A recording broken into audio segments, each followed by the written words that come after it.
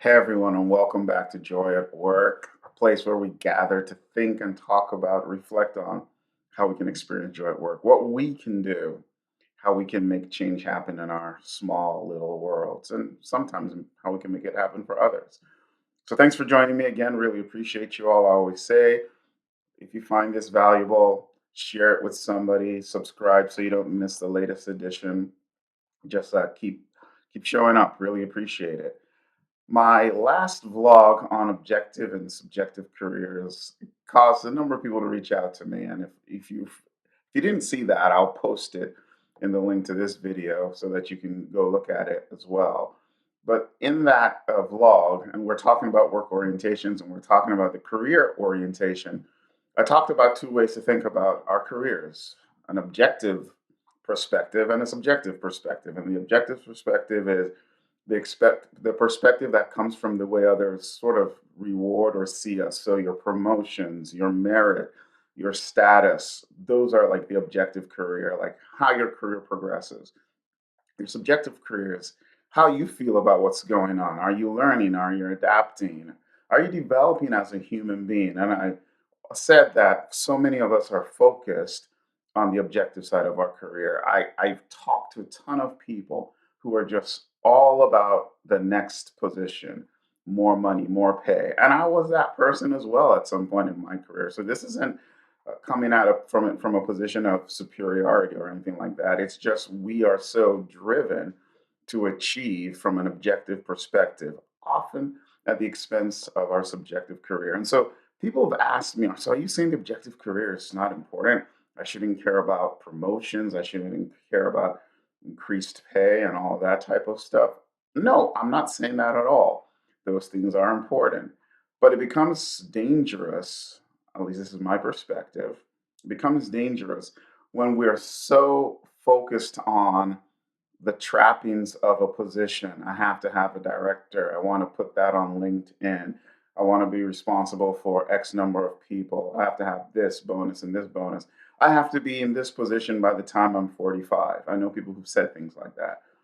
That we fail to focus on what we're getting out of the job and how our career subjectively is advancing.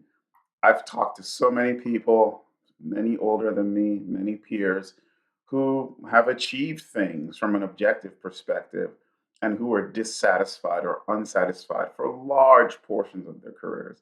I've talked to people who left careers where they were at the summit of the mountain, if you want to think about it that way, and jumped into other areas of work because they just found out that even though they had all the trappings, all the whatever you want to call it, all the perks and privileges of being a C level executive or a VP or even a director in some cases, so just being the big person in charge, they found themselves empty. They found themselves not experiencing joy at work.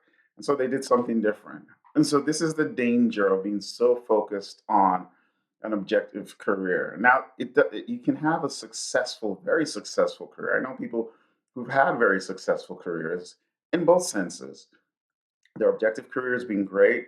They've gotten to the level that they wanted to get to. And again, just pointed out, like, not everybody is going to be a CEO. Maybe you're very passionate about being a CEO, but not everybody's going to be a CEO. Most companies have one, some have two. At least that's the way most companies are laid out. So people have gotten to levels, positions in their career where they're completely happy with where they are, the money they're making, but they're even equally as happy with their experiences, what they're learning, and how they might be pouring into other people's lives, and all of those things. So I'm not here to like stand in judgment of anybody, but I am here to like offer to you this idea that you really need to reflect on what you care about, what you want to get out of life. Like, what is a good life to you? I've said this on this vlog many times. We spend so much time at work that I think it's a shame that we don't experience some meaning and some fulfillment. There are no perfect workplaces, and some workplaces are terrible. But for as much as we can, considering how much time we spend in the workplace, I think it's in our best interest to see what we can do to experience joy at work. And I think one of the things we can do that helps us along this path is to really think about our subjective career, reflect in it, and ask ourselves, how do I make sure that I keep on top of that? That stays front and center for me, even as maybe you go after some further advances in your objective career. So I don't know what you think about this, but I'd love to hear your thoughts and look forward to you sharing with me how this has impacted you and how this influences you as you think about objective and subjective career. All right, it's been great. I'll see you next time. Go Gunners. Be safe. Bye.